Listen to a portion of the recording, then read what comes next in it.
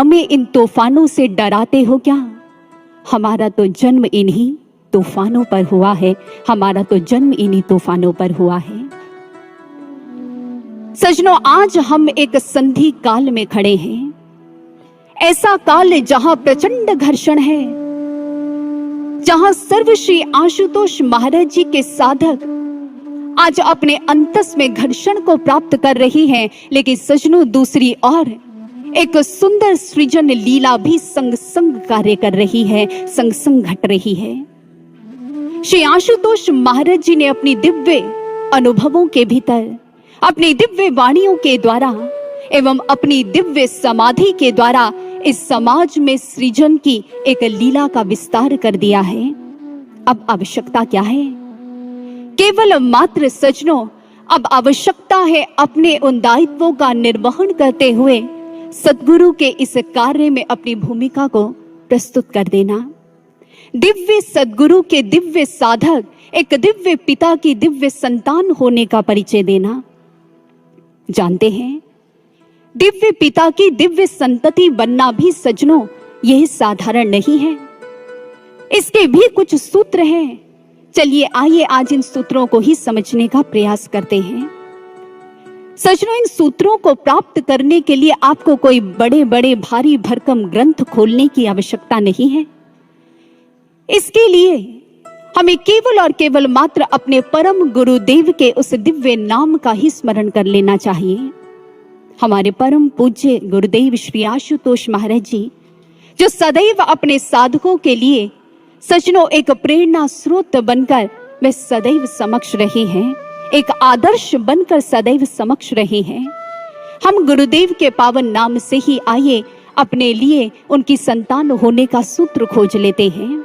क्या नाम है हमारे गुरुदेव का? आप सभी जानते हैं, परम पूज्य सर्वश्री आशुतोष महाराज जी। सजनों, ये आशुतोष नाम जो हिंदी के वर्णों से बना है, और सजनों इस आशुतोष शब्द का एक एक वर्ण व स्वर्ण के समान है, जो हमें गुणों के धन से भरपूर कर देता है और हमें संतति होने का एक सुंदर सौभाग्य प्रदान करता है। आइए इस नाम पर जरा विचार करें। इसका प्रथम वर्ण है आ। सजनों, आ से हमें एक सुंदर सूत्र प्राप्त होता है कि आशुतोष की संतान को आदर्शमयी बनना पड़ेगा। द्वितीय वर्ण प्राप्त होता है शु, अर्थात शुभ संकल्पवान होना होगा, और वही तो से हमें एक सुंदर शब्द की प्राप्ति होती है, तोयशाला, जिसका अर्थ होता है प्याऊ। सजनों, के ऐसा प्याऊ बनना होगा जहां से ब्रह्म ज्ञान की वे अविरल धारा, वे अमृत धारा निरंतर प्रवाहित हो, और जिससे अतृप्त समाज तृप्ति की प्राप्ति कर ले। एवं अंतिम शब्द, अंतिम वर्ण मिलता है श। सजनों, जिससे हमें भगवान आशुतोष की संतति की का ही एक नाम प्राप्त होता है। भगवान शंकर का के पुत्र हुए हैं षडवदन, अर्थात जिन्हें कार्तिकेय जी के नाम से भी जाना जाता है। सजनों, इन कार्तिकेय जी का जन्म विशेषकर तारकासुर के वध के लिए हुआ था, राक्षस तारकासुर के वध के लिए। आज आशुतोष की संतानों को भी सजनों अज्ञानता रूपी तारकासुर से टक्कर लेनी होगी। समाज में उठती इन दुष्वृत्तियों के प्रति आज ज्ञान की उस खड़क को उठाना ही होगा। स्वयं का निर्माण कर आज इस समाज के निर्माण में अपनी महत्वपूर्ण भूमिका निभानी ही होगी। इसलिए आइए आवाहन करते हैं हम समस्त सृजन साधकों का, जो आशुतोष सद्गुरु की दिव्य संतति होने का सौभाग्य प्राप्त कर चुके हैं, तो आइए हम ऐसी ही संतति बनने का प्रयास करें और अपने गुरुदेव के श्री चरणों में ऐसी ही कामना करें। और आज हम आपके समक्ष एक ऐसी ही सुंदर भजन प्रस्तुति लेकर आए हैं, जिसे हमारे समक्ष प्रस्तुत करने जा रहे हैं गुरुदेव श्री आशुतोष महाराज जी के शिष्य गुरु भाई श्रेष्ठ जी एवं गुरु भाई शिवम जी। आइए उनके द्वारा ये सुंदर प्रस्तुति श्रवण करते हैं। बोलिए दिव्य गुरु सर्वश्री आशुतोष महाराज जी की जय, सियावर रामचंद्र महाराज जी की जय, साचे दरबार की जय।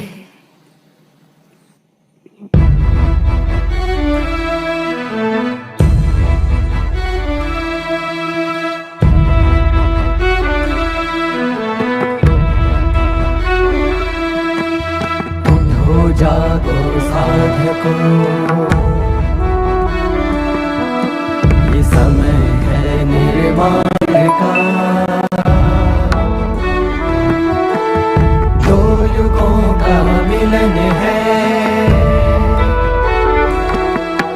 ये समय इम्तिहान का, उठो जागो साधकों, ये समय है निर्माण का। उठो जागो साधकों, ये समय है निर्माण का। दो युगों का मिलन है, दो युगों का मिलन है। ये समय इम्तिहान का, ये समय इम्तिहान का। उठो जागो साधकों, ये समय है निर्माण का। उठो जागो साधकों, ये समय है निर्माण का। उठो जागो साधकों।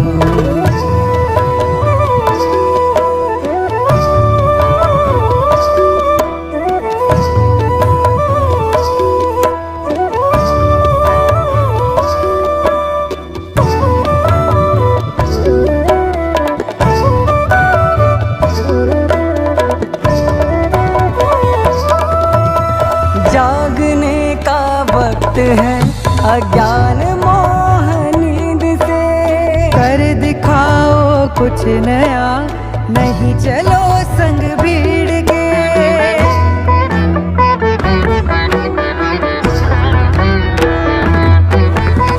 जागने का वक्त है अज्ञान मोह नींद से, कर दिखाओ कुछ नया, नहीं चलो संग भीड़ के।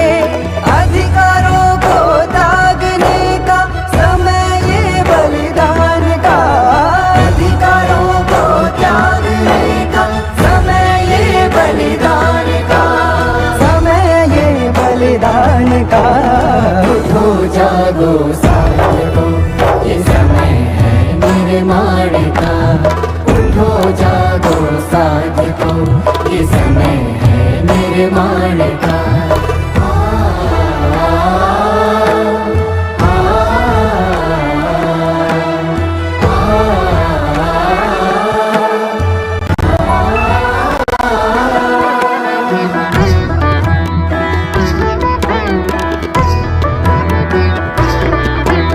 ध्यान साधना में सतत देवत्व को जगाओ तुम। धर्म पथ पर तब सतत साधकों बढ़ जाओ तुम।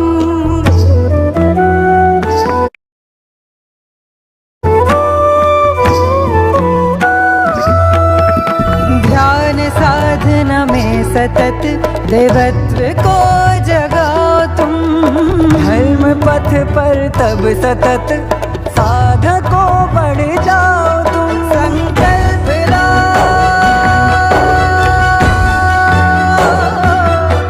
आगे बढ़ो, संकल्प लो तुम विश्व के उत्थान का। आगे बढ़ो, संकल्प लो तुम विश्व के उत्थान का।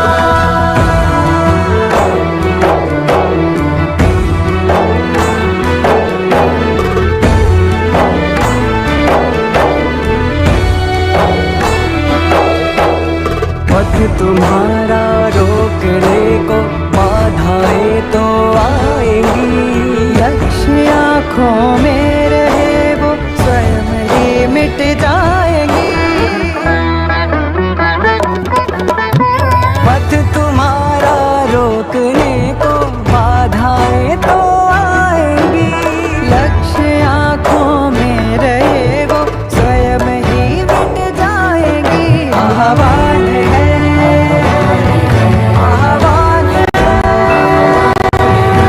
आह्वान है, आह्वान है, आह्वान है ये महाकाल प्रभु आशुतोष का।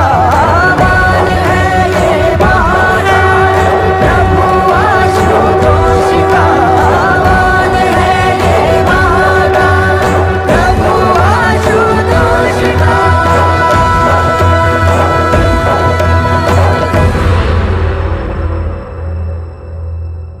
बोलिए सदगुरु महाराज की जय। सच्चे दरबार की जय। बोलिए श्री कृष्ण बलदेव की, जय। उमापति महादेव की, जय। श्री आशुतोष महाराज जी की, जय। सांचे दरबार की। जय। स्वतंत्रता संग्राम के दौरान क्रांतिकारी गतिविधियों को अंजाम देने के बाद जेल यात्रा करना क्रांतिकारियों के लिए एक बड़े ही हर्ष का विषय हुआ करता था। वे अपने आप को इस पथ पर चलते हुए एक सम्राट के समान अनुभव किया करते थे। लेकिन जानते हैं, सजनों, एक जेल ऐसी भी थी जहां पर ये क्रांतिकारी स्वयं को सिर्फ एक सम्राट नहीं बल्कि चक्रवर्ती सम्राट भी अनुभव किया करते थे। ये जेल थी बिहार की गया जेल। सजनों, कहते हैं कि यहां पर विशेषकर 2 वार्ड्स थे। एक था वार्ड नंबर 7, जहां पर इन क्रांतिकारियों को जब लाया जाता था तो 7 नंबर वार्ड में जो क्रांतिकारी होते थे, सीधा सा स्पष्ट सा अर्थ होता था इसका कि यह फांसी के अभियुक्त हैं। और पदोन्नति उस समय होती थी इनकी जब इन्हें 7 नंबर वार्ड से शिफ्ट कर इन्हें 15 नंबर वार्ड में भेज दिया जाता था, जिसका सीधा अर्थ होता था कि अब इनकी फांसी अगले दिन ही होने वाली है। झूमकर मस्ताने होकर ये क्रांतिकारी इस जेल के भीतर आते थे और इन वार्ड में जाकर 15 नंबर वार्ड में जाकर तो वे अत्यंत हर्षित हो उठते थे। और इसी गया जेल के भीतर हमारे एक महान क्रांतिकारी पहुंचे, सजनों, जिनका नाम था बैकुंठनाथ। कहते हैं बैकुंठनाथ जिनकी फांसी 14 मई 1934 के भीतर हुई, इसी बिहार की गया जेल के भीतर। कहते हैं बैकुंठनाथ जो मात्र 28 साल का एक नवयुवक था, जिस समय वो इस जेल के भीतर आया और जिस समय 7 नंबर वार्ड के बाद उन्हें 15 नंबर वार्ड में जिस दिन शिफ्ट किया गया, जिस दिन उन्हें भेजा गया, तो उस दिन तो इनके आनंद का क्या कहना, इनकी मस्ती का क्या कहना। जितने भी क्रांतिकारी थे वे इनका अंतिम दर्शन करना चाहते थे, लेकिन अंग्रेजी हुकूमत ने उन्हें ऐसी आज्ञा नहीं दी और समय से पहले ही उनके बैरक्स में उन्हें डाल दिया गया। लेकिन कहते हैं कि सिंह यदि आपस में देखकर बात ना कर पाए, एक दूसरे को ना देख पाए, तो सजनों कोई समस्या नहीं है। वो दहाड़ कर एक दूसरे से बात कर लिया करते हैं और इन क्रांतिकारियों ने भी आज वही किया। कहते हैं बैकुंठनाथ जिस समय जेल के भीतर आए, जानते थे कि आसपास की कोठरियों में आज बहुत से क्रांतिकारी हैं, मेरे अपने ही भाई हैं। और उन्हीं में से एक को उन्होंने आवाज लगाकर कहा, विभूतिदा, मैं आ गया। विभूतिदा ने इतना सुना तो उस समय प्रत्युत्तर में उन्होंने भी स्वागत के स्वरूप में कहा, वंदे मातरम, वंदे मातरम। सजनों, इतना सुनना था आसपास के क्रांतिकारियों ने भी आज अलग अलग वार्ड से, आज अलग अलग कोठरियों से उनके सुर में सुर मिला दिया, वंदे मातरम, भारत माता की जय, भारत माता की जय। और जिस समय बैकुंठनाथ उस वार्ड में पहुंचे तो आज विभूतिदा से कहने लगे, विभूतिदा, अभी तो फांसी होने में बहुत रात्रि बची है, पूरी रात है, क्यों ना आज इस रात को जश्न में बदल दिया जाए, आज पूरी रात जश्न मनाया जाए। इसलिए आप सभी मिलकर मुझे वो सुंदर गीत सुनाइए जो खुदीराम बोस ने फांसी के समय गाया था, हासी हासी पर वो फांसी, माँ देखे बे भारतवासी। आज मिलकर आओ उसी गीत को गुनगुनाते हैं और कहते हैं सभी के सभी क्रांतिकारी जो एक दूसरे को देख नहीं पा रहे थे, लेकिन ऐसा जज्बा था अपनी भारत माता के लिए कि आज सभी झूमकर गाने लगे, सभी मिलकर गुनगुनाने लगे। तदुपरांत गान करते हुए कब सुबह की घड़ी ने 5 बजा दिए क्रांतिकारियों को ज्ञात ही नहीं हुआ। और आज कुछ सैनिक बैकुंठनाथ को लेने आ पहुंचे फांसी के लिए। बैकुंठनाथ जिस समय विभूतिदा की कोठरी के समीप से निकले, उन्हें देख तो नहीं पा रहे थे, लेकिन आज जाते जाते संदेश दिया, कहने लगे, विभूतिदा, अब चलने का समय हो गया है, लेकिन चिंता मत करना, मैं वापस लौटकर अपनी भारत माता की आजादी के लिए फिर आऊंगा। अभी हमारा भारत आजाद नहीं हुआ, मैं फिर इस धरती पर जन्म लूंगा, मैं फिर इस धरती पर लौट कर आऊंगा। और ऐसा कहते हुए वे फांसी के और बढ़े और महज 28 साल की उम्र में सजनों वे फांसी के फंदे पर झूल गए। अपनी भारत माता की स्वाधीनता का ये सुंदर स्वप्न अपनी आंखों में बंद कर कर चले गए। लेकिन विचार कीजिए, आज हमारी और उनकी स्थिति में अंतर क्या है। सजनों, उनका लक्ष्य विजित होगा या नहीं, ये बहुत बड़ा संशय था उनके जीवन में। ये स्वप्न लेकर अपनी आंखों में बंद कर कर कितने क्रांतिकारी, कितने सेनानी इस धरती से चले गए। लेकिन हम साधकों के पास एक लक्ष्य है सजनों, जो लक्ष्य पूर्व ही विजित है। ऐसा सुंदर लक्ष्य सजनों, धर्म स्थापना का ऐसा लक्ष्य जो महाभारत युद्ध के समान ही पूर्व विजित है। नवयुग स्थापना का ऐसा लक्ष्य सजनों, जो राम राज्य स्थापना के समान पूर्व नियोजित है और पूर्व निश्चित है। सजनों, विश्व शांति का ऐसा वृहद लक्ष्य जो मानो साकार कर कर ही साधकों की, सृजन साधकों की आंखों में संजोया गया है। तो करना क्या है? ऐसा लक्ष्य सजनों जिसकी आधारशिला है सत्यमेव जयते और ब्रह्म ज्ञान जिसका प्राण है, ऐसे लक्ष्य के और सजनों बढ़ा जाता है, रुका नहीं जाता। यहाँ हर चोट सजनों सीने पर झेली जाती है, पीठ नहीं दिखाई जाती। यहाँ सजनों, यहाँ स्वयं के कदमों को कभी रोका नहीं जाता, अपितु अपने आप को झोंका जाता है। बढ़ना होगा आगे। इसलिए सजनों, आज जीवन में ऐसा अवसर आया है, गुरु ने एक जीती हुई बाजी हमारे हाथ में दी है। यदि इसे भी हम स्वीकार ना कर पाए तो सजनों, जहां हमें आज ये संसार सौभाग्यशाली कहता है, यदि इस जीती हुई बाजी से मुख मोड़ लिया, जीवन ऐसा हारोगे कि दुर्भाग्यशाली कहलाओगे। इसलिए आइए अपने गुरुदेव की एक सुंदर जीवन लीला से आज हम एक सुंदर सूत्र ले लेते हैं। श्री आशुतोष महाराज जी एकदा जिस समय अपने कक्ष से कुटिया की ओर जा रहे थे, मार्ग में कीचड़ आ गया।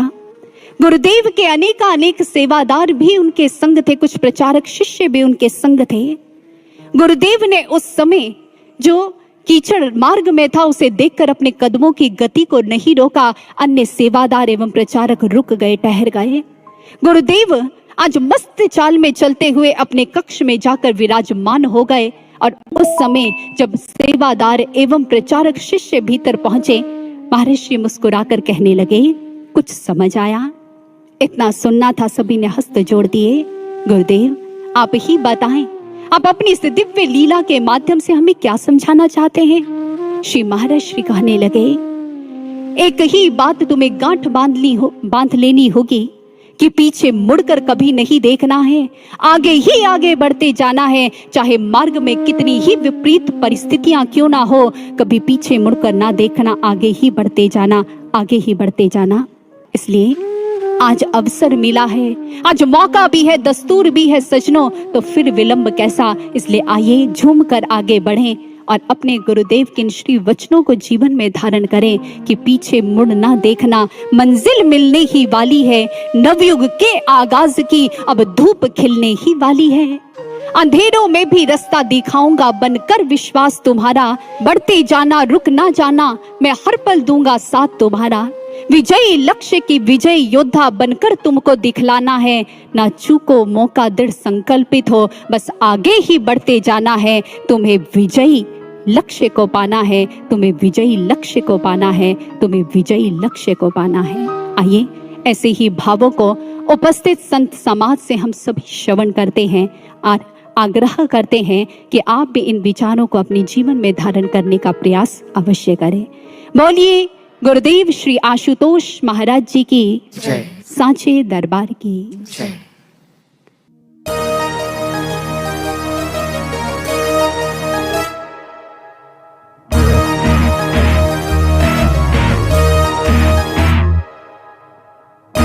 लक्ष्य तो उनका विजित ही है, हमको निमित्त बनाया। राह के पत्थरों को उसने अनमोल बनाया।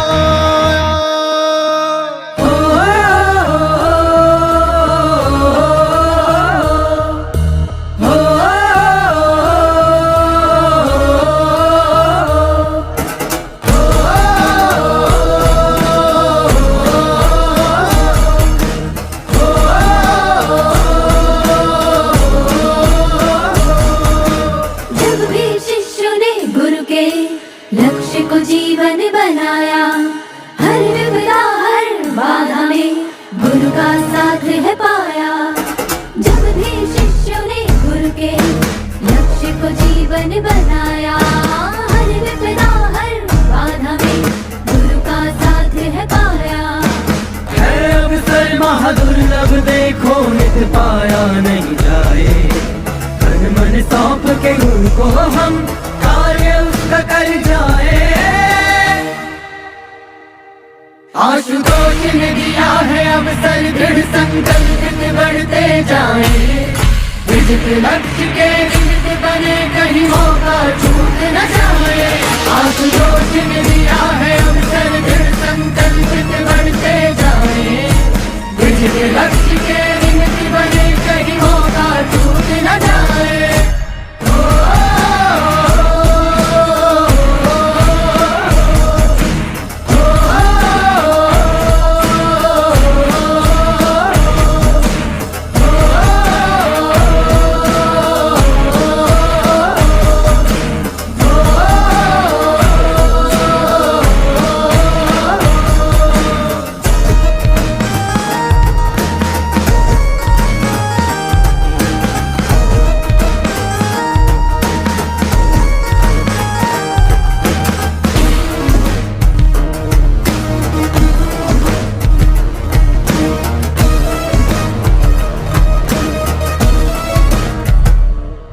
तूफानों से खेलना गुरु ने हमें बखूबी सिखाया है।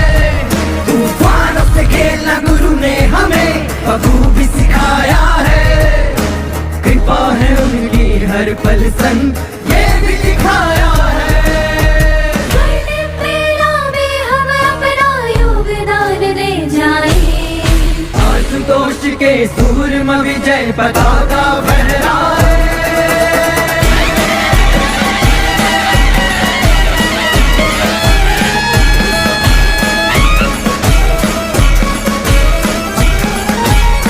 आशुतोष ने दिया है अवसर दृढ़ संकल्पित बढ़ते जाए।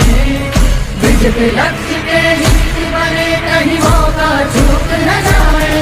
आशुतोष ने दिया है अवसर दृढ़ संकल्पित बढ़ते जाए। विजित लक्ष्य के निमित्त बने कहीं मौका छूट न जाए।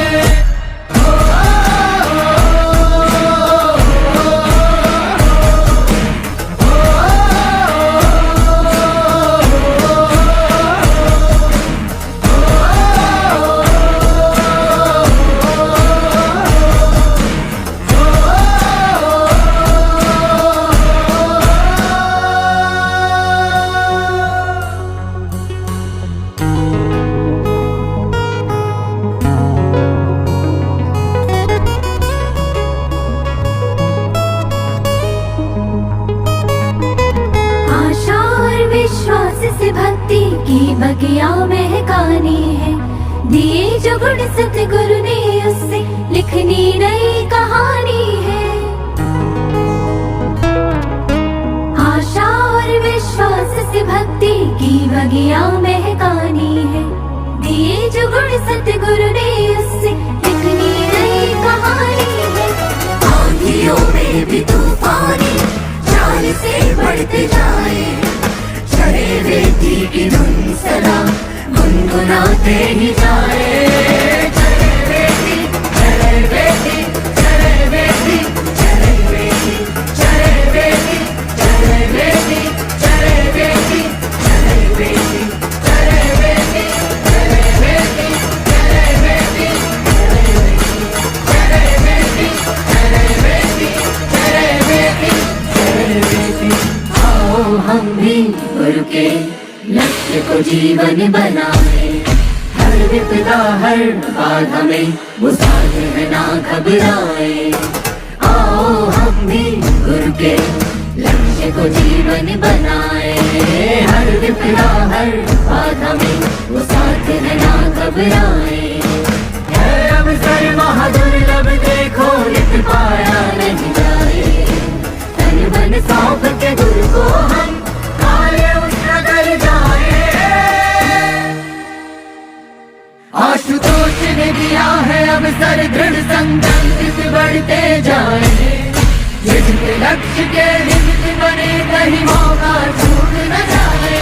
आशुतोष ने दिया है अवसर दृढ़ संकल्पित बढ़ते जाए।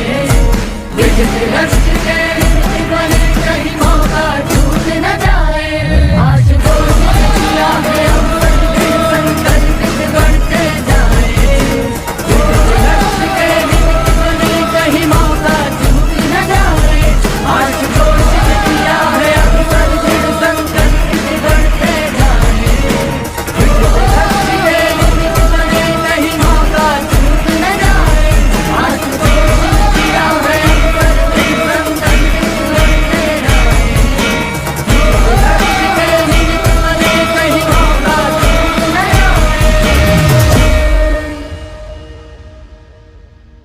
बोलिए आशु बाबा की जय, सच्चे दरबार की जय।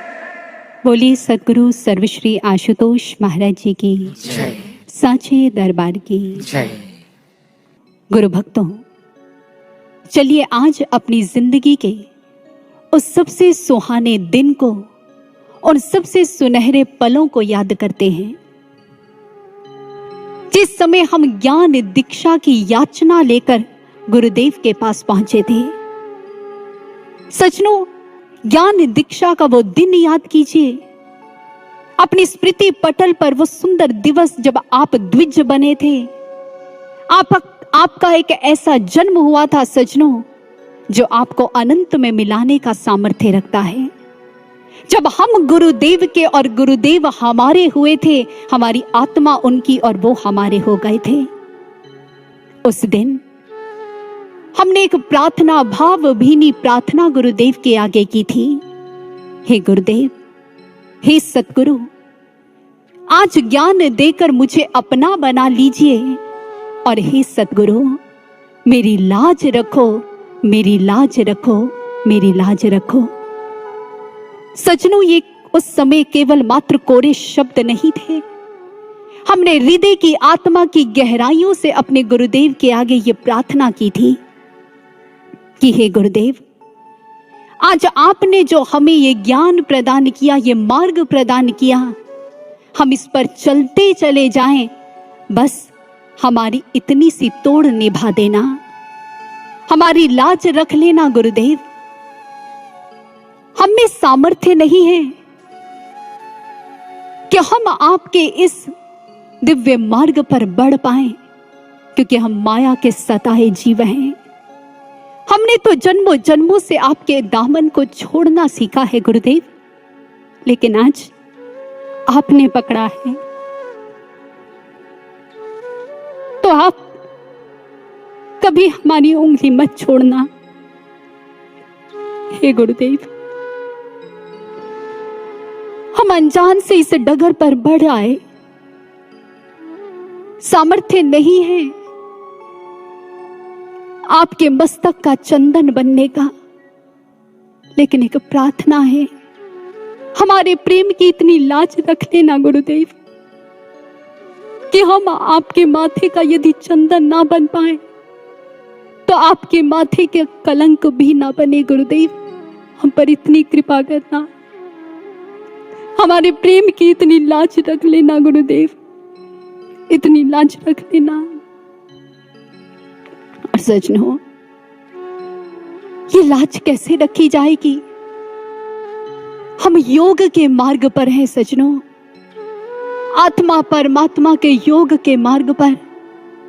लेकिन ये योग का ये मार्ग सहयोग के बिना पूर्ण नहीं होता, अधूरा रहता है। सहयोग करना होगा हमें भी अपने भगवान का। जैसे त्रेता में भरत जी ने अपने राम का सहयोग किया था।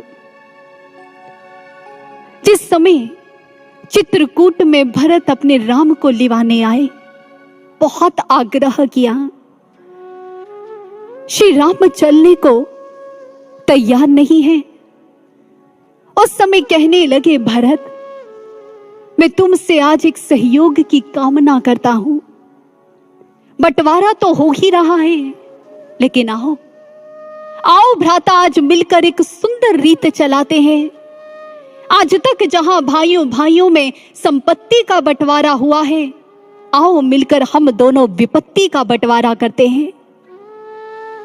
तुम अयोध्या में रहकर इस काल में अपने आप को दृढ़ रखना, और मैं वनवास में पितृ आज्ञा को पूरा करता हुआ मैं इस काल को पूर्ण करूंगा। बोलो भरत, क्या तुम मेरे इस सहयोग के लिए तत्पर हो?